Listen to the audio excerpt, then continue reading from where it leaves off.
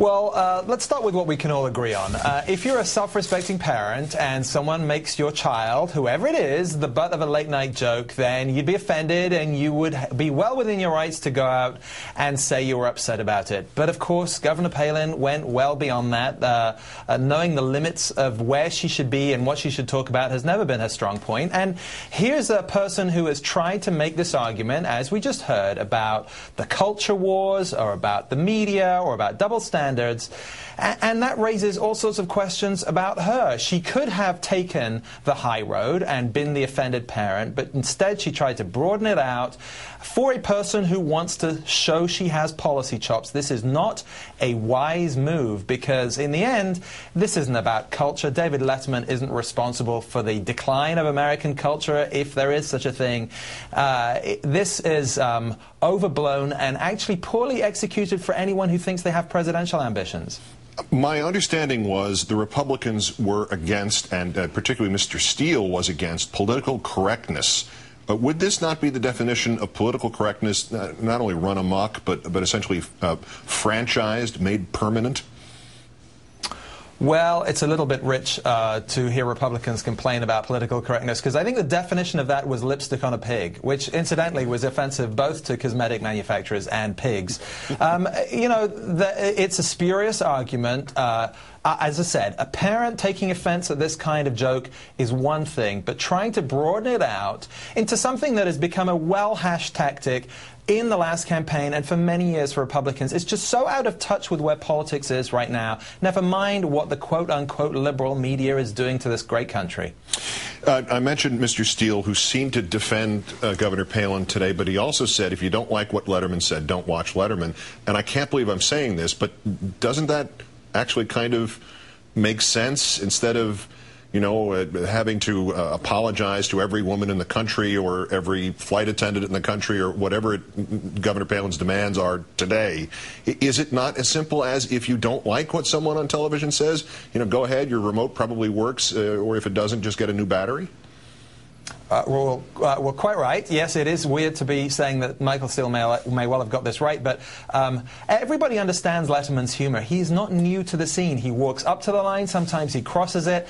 There are far more offensive things in our culture, on TV and in movies, than a tasteless joke, and look, we're going to hear more of it. That's the nature of late-night comedy. We all know that. Is there anything more, looking at it, I guess, from a cultural standpoint, anything that Letterman could do if he doesn't want to, you know, apologize to each woman alphabetically in this country? I mean, even if he did that, would it be enough, or would there be some attempt to keep this going into next week? No, it would not be enough, but I can say, as someone who was dressed up as a Nazi on Saturday Night Live, it will never be enough to be apologized to. Sorry about that, Richard. I blame you. I'm still waiting for the apology. I'm sorry. Thank you. And I'll get Ben Affleck to apologize, too, using my voice and my hair. At least your bit was quick. Richard Wolff from MSNBC, the author of Renegade. Thanks, Richard. Have a good weekend. Thank you, Keith. Polls in Iran have closed, and the good news appears to be that democracy seems to be taking hold. The bad news is democracy seems to be taking hold. Our fourth story on the countdown tonight's victory declaration by each of the two leading candidates. In this corner, incumbent President Mahmoud Ahmadinejad, the hardline saber-rattler, the winner tonight, according to Iran's official state media. And in this corner, former Prime Minister Mir Hossein Mousavi, a reformer, the winner tonight, according to Mr. Mir Hossein Mousavi. He claims election irregularities such as blocked access to polling stations. No word on how many accidentally voted for Pat Buchanan. Mousavi's campaign, driven by the internet and young voters, brought a new type of democracy to Iran and a warning this week from its military. The campaign hinged mostly on domestic economic issues, with the outcome, many suggest, not expected to change foreign policy, which is dictated by the supreme leader, Ayatollah Ali Khamenei, who will be up for election when he damn well feels like it. Nevertheless, the Obama administration has been hoping for a Mousavi victory, which observers expected would precipitate new opportunities for talks, common ground on Iran's nuclear program, among other issues. Mr. Obama saying today, whoever ends up winning the election in Iran, the fact that there's been a robust debate hopefully will help advance our ability to engage them in new ways. Joining us now from London, Steve Clemons, Senior Fellow at the New America Foundation, author of the foreign policy blog, thewashingtonnote.com. Steve, good evening. Great to be with you, Keith. All right, you're several hours ahead of us, so can you tell us who won in Iran today? Well, we don't know quite yet who has won, but we know it's sort of like looking at the rural part of New Hampshire and the results coming in from those districts. It could be distorting. The latest numbers I got were about 48% of the precincts reporting with Ahmadinejad about 69%. Those numbers look astronomically large given everything we've seen in the last couple of weeks, and I suspect they'll come down as more of the urban centers get counted. But nonetheless, it's looking like if these numbers hold anywhere near them, it looks like what would be the equivalent of a landslide for Ahmadinejad, which just doesn't make sense given what we've seen in the news this past week. I suppose the answer to this is fairly obvious, but what explanation would you proffer at this point, not knowing what that outcome is or how it may change as the metropolitan areas come in? But what could explain a total reversal of the expectations of the polls?